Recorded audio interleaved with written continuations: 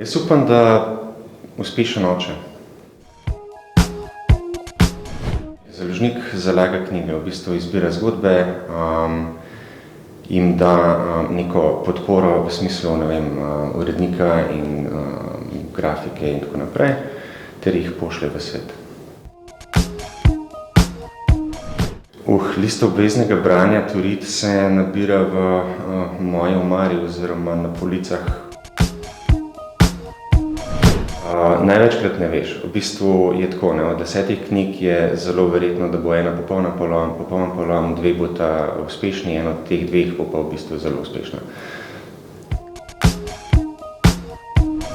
Jaz mislim, da zelo, zaradi tega, ker pač to je tista zadeva, ki jo bralec prve vidi. In seveda pač sodimo knjigo po platnicah, ne pregovorno. Zdaj, podatki iz leta 2019 kažejo, da se 49% Slovencev izkaže za nebralce. Je pa zanimivo, da tudi poprečno prebrana knjiga na prebivalca na leto je v Sloveniji 5, na Norveškem pa 15.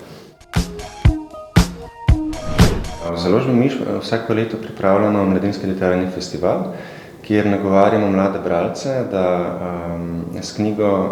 knjiga ni samo tisto trpljenje, ki ga morajo dati mogoče čez kakšno domače branje, ampak da je to lahko tudi užitek. Mreženje definitivno.